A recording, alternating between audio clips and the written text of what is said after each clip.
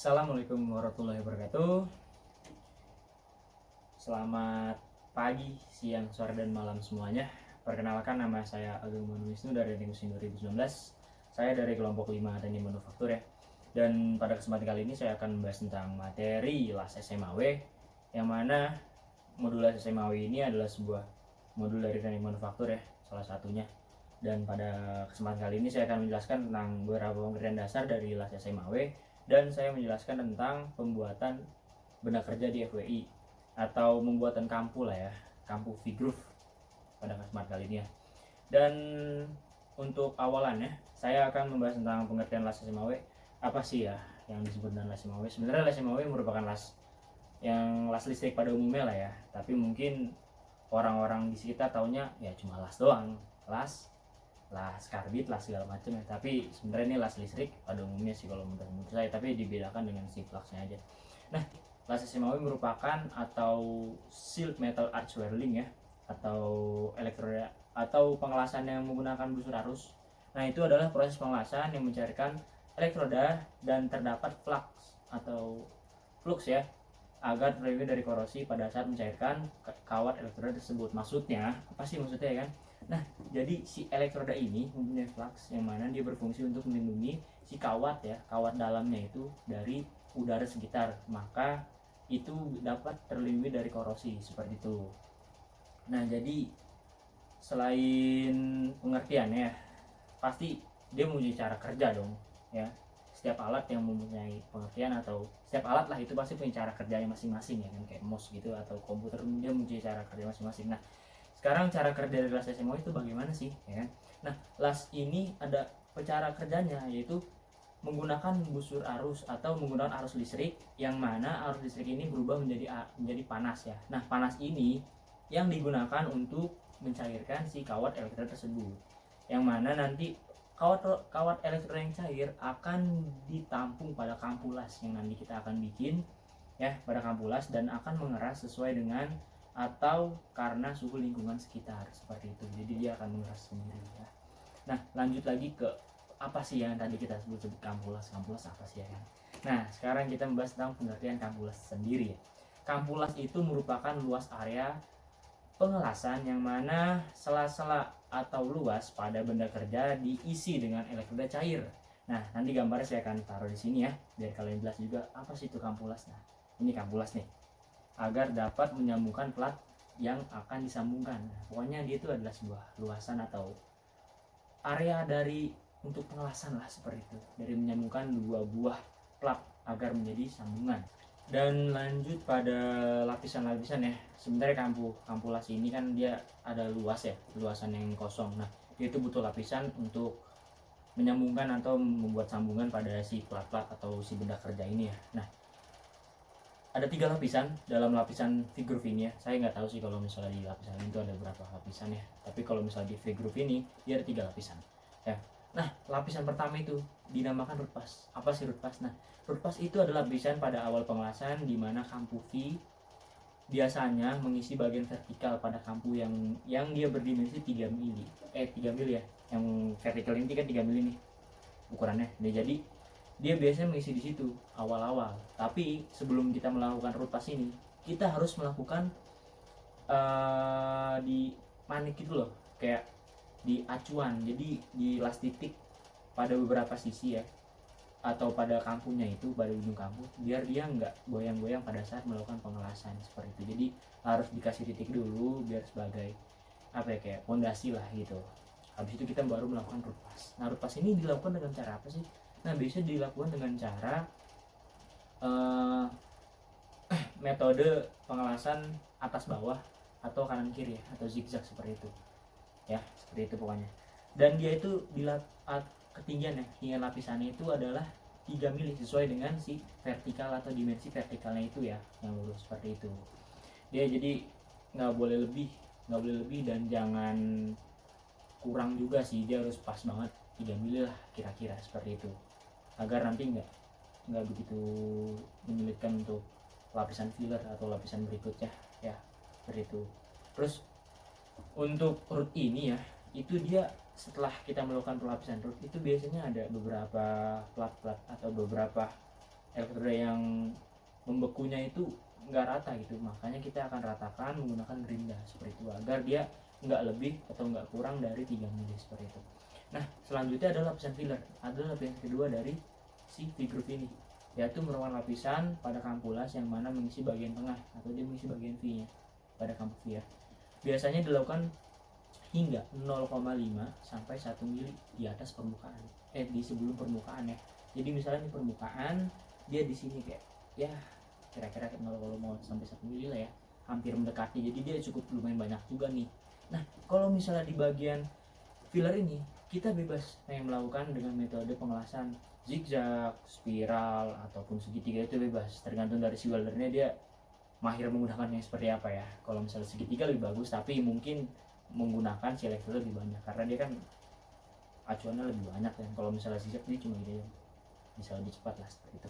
Nah itu bebas. Habis itu kalau misalnya kita sudah, jangan lupa diterak. Setiap kita habis pengelasan diterak, oke, dengan palu terak atau palu las. Nah lanjut lagi pada lapisan camping, ini adalah lapisan terakhir pada permukaan si kampu V. Nah filler ini si camping ini ya, dia mengisi bagian atas, atau pas setelah kita melakukan filler itu dari bagian permukaan misalnya udah rata nih, dia isi lagi sampai 1 sampai 3 mm.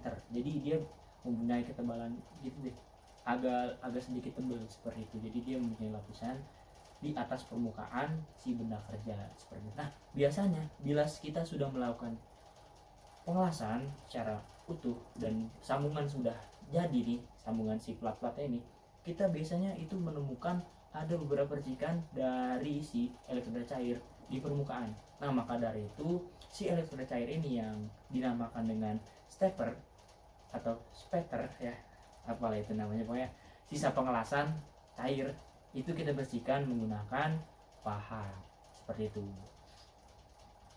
Saya cukup sekian penjelasan materi saya.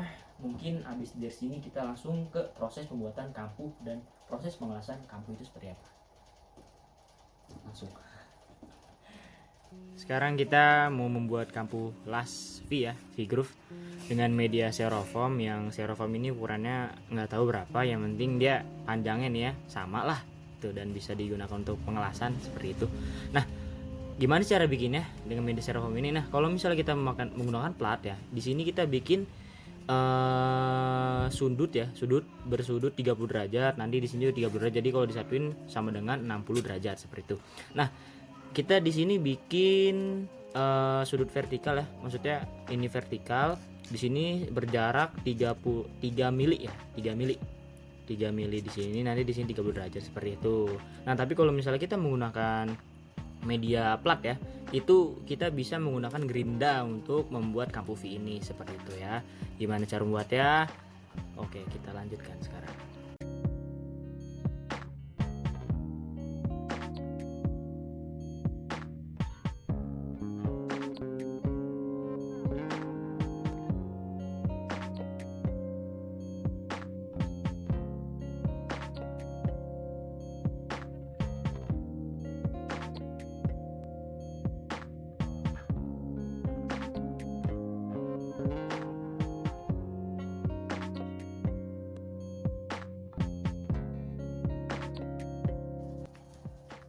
Oke, setelah kita membuat kampu las ya, tadi kampu las V yang sebagaimana ya, yang penting tahu teorinya seperti itu ya. Yang penting di sini 3, di sini 30 derajat ya, 30 derajat ya. Pokoknya 30 derajat di 60, terus ini 33 mili gitu ya. Nah, setelah itu kita membuat si lasnya gitu ya, isian si kampu las ini. Oke. Ini sekarang saya menggunakan media pulpen dengan tang ya. Ya pokoknya seperti las seperti ini. Ini penjepit elektroda dan ini si elektrodanya seperti itu. Nah, ini kita membuat titik-titik dulu ya pada las agar si plat ini atau si busa ini styrofoam tidak lari kemana-mana pada saat dilakukan pengelasan yang lainnya atau pengisian yang lainnya. Soalnya kayak buat acuan aja gitu ya. Nah, ini kita buat di titik sini, tengah, sama di pinggir sini. Tapi kalau misalnya mau di sini sama sini nggak apa-apa, yang penting dia kaku lah gitu. Nah, jarak si plat atau plat ini di antara plat ini ya, di antara yang ini nih, itu nih dender ini itu jaraknya kalau bisa 3 atau 2,6 sampai 3 mili lah ya, jangan lebih dari itu. Jadi jangan jauh-jauh juga, kasihan nanti rindu. Nah habis itu kita misalnya kita las, nah habis itu udah, terus kita taruh ragum nih. Nah kita pengen ngelas yang posisi 1G atau flat atau ya horizontal lah ya, flat gitu, flat bukan flat. Nah habis itu yang pertama-tama kita lakukan adalah melakukan pengelasan si root itu apa sih pengelasan root? Nah pengelasan root tadi sudah saya jelaskan ya di awal, jadi pengisian pada awalan lah gitu ya. Nah kita ngisi root nih, misalnya kita menggunakan metode pengelasan spiral atau zigzag atau segitiga itu bebas, jadi tergantung weldernya itu bisanya apa ya, atau keahliannya apa seperti itu ya. Jadi untuk pemula mungkin menggunakan zigzag saja ya seperti ini untuk ini, tapi alangkah baiknya menurut sumber yang saya baca gitu ya, itu lebih bagus kalau misalnya untuk root itu dia atas bawah begini, kalau enggak dia segitiga atau spiral kanan kiri seperti itu ya. Kita lakukan pengelasan untuk root, las ya, untuk root las, kita las semua. Misalnya sudah selesai, ketinggiannya seperti tadi dijelaskan oleh video sebelum ini. Nah habis itu baru kita palu terak, jangan lupa ya, kita palu, kita bersihkan semua. Dan kalau belakangnya juga gitu kita bersihkan dengan palu terak. Nah kalau misalnya sudah, kita lakukan pengisian si fillernya atau pengisian pada pertengahan ini. Nah kita isi sesuai dengan ketinggiannya seperti itu ya, yang tadi sudah dijelaskan. Kita isi semua menggunakan metode atau pengelasan zigzag mungkin ya, kita zigzag sampai habis. Dan kalau misalnya bila sudah sampai habis, kita terak lagi, jangan lupa kita terak. Oh iya tadi di root jangan lupa di asah dulu tuh atau diratakan pakai gerinda ya, biar dia tingginya nggak melebihi 3 mili seperti itu. Nah habis itu kita lanjut lagi memproses si yang paling akhir, yaitu namanya capping ya. Pada proses capping ini dia harus melebihi si plat ini 1 mili atau 3 mili, tidak boleh lebih dari itu. Jadi kayak buat menyatu atasnya lah gitu, atau diameter atasnya, diameter platnya. Nih kalau ini gara-gara nggak di titik-titik ini goyang-goyang nih dia nih, nggak ada ragum juga nih. Nah ini posisi kita las sampai kelar. Habis itu baru kita terak lagi, palu terak jangan lupa. Oke, kita palu terak. Nah biasanya di sini suka ada titik-titik nih, hasil las kayak percikan-percikan cair lasnya itu akhirnya.